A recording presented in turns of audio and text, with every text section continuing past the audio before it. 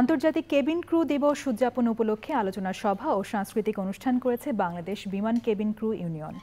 হযরত শাহজালাল আন্তর্জাতিক বিমানবন্দরে Bangladesh airlines training সেন্টারে আয়োজন করা হয়। প্রধান অতিথি ছিলেন বিমান বাংলাদেশ এয়ারলাইন্সের পরিচালনা পর্ষদের চেয়ারম্যান সাবেক সিনিয়র সচিব মোস্তফা কামাল উদ্দিন। বিশেষ অতিথি ছিলেন বেসামরিক বিমান পরিবহন ও পর্যটন মন্ত্রণালয়ের সচিব মোহাম্মদ মোকাম্মেল হোসেন এবং বিমানের এমডি ও সিইও জাহিদুল ইসলাম ভূঁইয়া। উপস্থিত ছিলেন বিমানের পরিচালক ও ঊর্ধ্বতন কর্মকর্তারা। বক্তৃতা করেন বিমান কেবিন ক্রু ইউনিয়নের senior vice president chief পার্সার Hafsa Ahmed শিল্পী। সংগঠনের সাধারণ সম্পাদক মোহাম্মদ শামীম আক্তার লোটাস সভাপতিত্ব করেন কেবিন ক্রু ইউনিয়নের সভাপতি ফিরোজ মিয়া আবির। এর আগে স্মরণিকার মোড়ক উন্মোচন করা হয়। পরে পরিবেশিত হয় মনোজ্ঞ সাংস্কৃতিক অনুষ্ঠান। জাঁকজমকপূর্ণ অনুষ্ঠানটি উপভোগ করেন শতাধিক ক্রু।